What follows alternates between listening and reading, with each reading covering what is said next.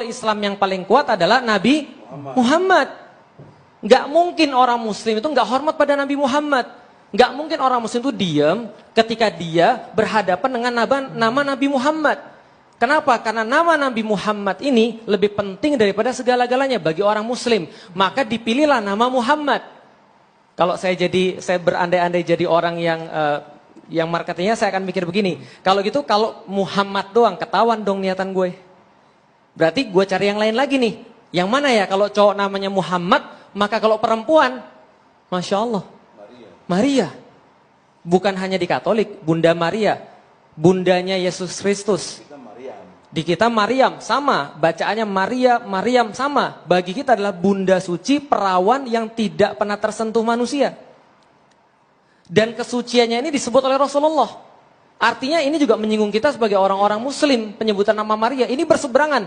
Ketika kemudian ini ada di meja orang yang bahas, oh ini goal ini pasti nih. Ini nggak mungkin nggak menimbulkan kontroversi. Tapi Ustadz, apakah betul-betul sebegitu terstrukturnya? Oke, nanti saya jelasin. Nanti kita sampai ke sana. Oke. Ini pasti akan goal. Nggak mungkin nggak menimbulkan kontroversi. Pasti menimbulkan kontroversi. Dan ini adalah dalam ilmu komunikasi, attentionnya dapat, interestnya dapat. Tinggal di-convert ke action. Tinggal di-convert kepada langkah-langkah yang lain. Kan gitu kan ya? Oke, kalau gitu kita lihat. Mungkin nggak ini adalah langkah yang sangat terstruktur. Kenapa TV One warna merah? Kenapa TV One warna merah? Mencolok? Berani, Bang. Bukan yang mencolok. Kenapa TV One di tempat-tempat yang lain ini merah, ini merah, ini merah, segala macam. Kenapa nggak ada yang hijau?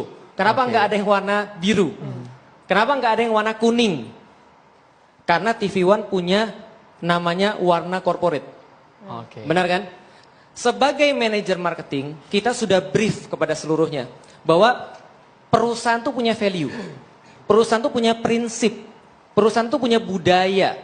Dan itu semua orang harus tahu.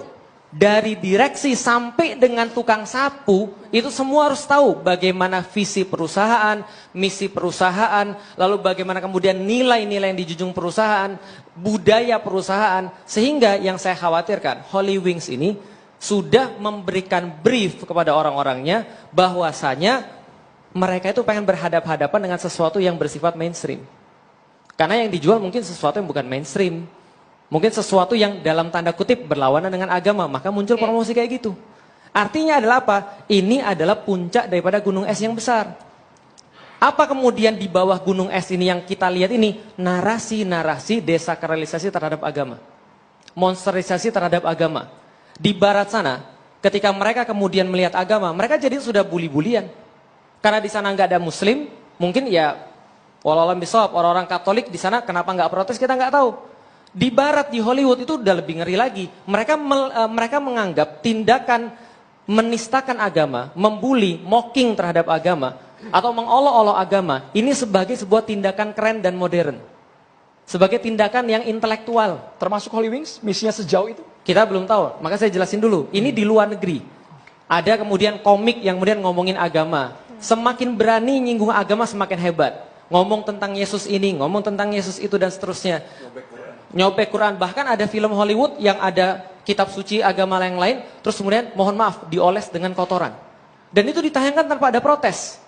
Maka kalau kita berbicara tentang toleransi, kalau misalnya Anda itu apa-apa dikit-dikit, oh nggak apa-apa, kita nggak tersinggung, dikit-dikit apa-apa kita nggak tersinggung, kita toleransi. Setiap orang yang toleransi pada semua hal, itu orang bingung dan nggak punya prinsip. Agamanya dihina, dia bilang enggak, ini bukan penistaan agama. Ketika kemudian nabinya kemudian dikatakan jelek, ini bukan penistaan agama. Kalau misalnya terus kemudian agamanya kemudian dibilang ini adalah sesuatu yang kadrun dan segala macam mabuk agama, ini bukan penistaan agama.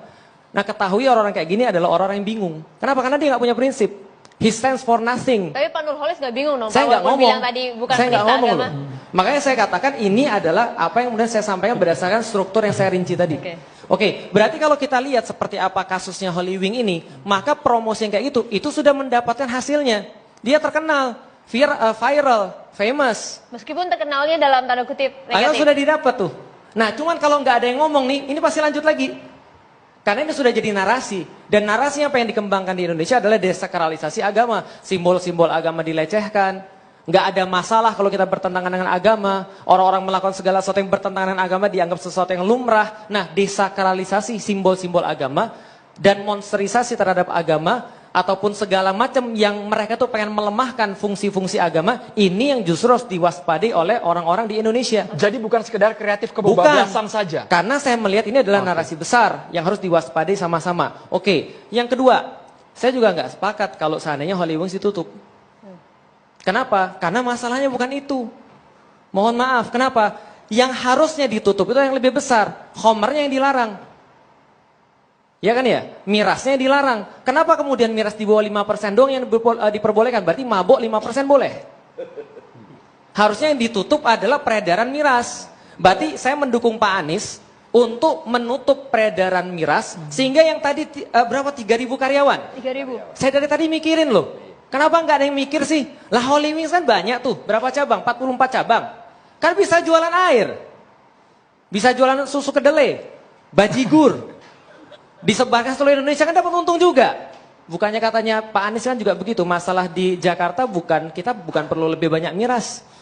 Makanya harusnya kan sahamnya DKI juga dijual harusnya. Kenapa? Karena ini masalah lebih besar lagi nih.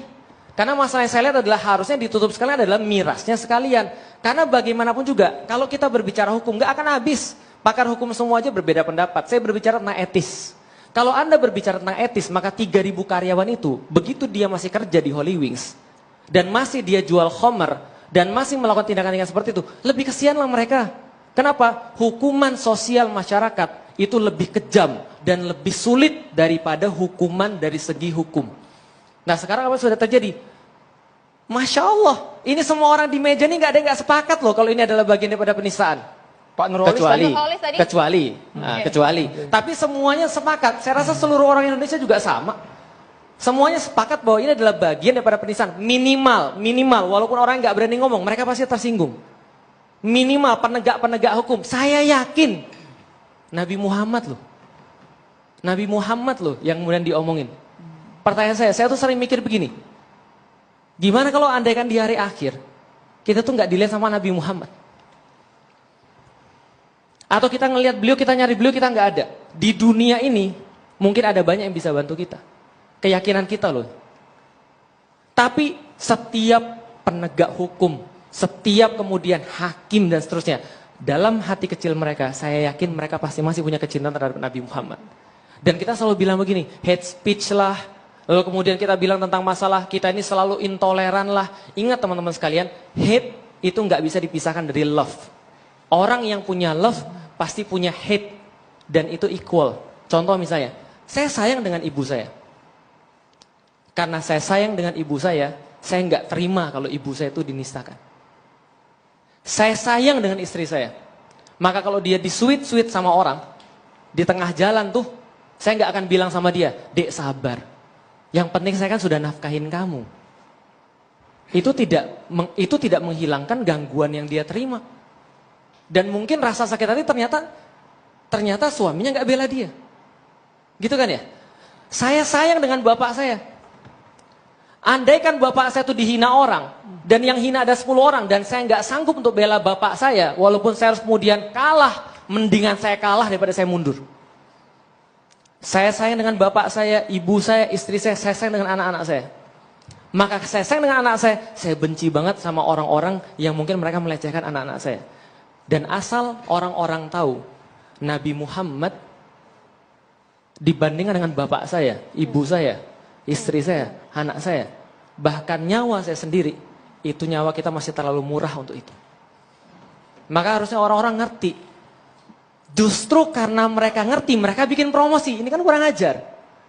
Gitu maksudnya. Maka jangan kemudian berhenti pada puncak gunung es. Lihat nih, narasi ini yang harus diselesaikan. Maka saya bilang, hukum jerak. Supaya orang-orang di luar sana tahu bahwasanya jangan main-main berkaitan dengan agama. Betul tadi.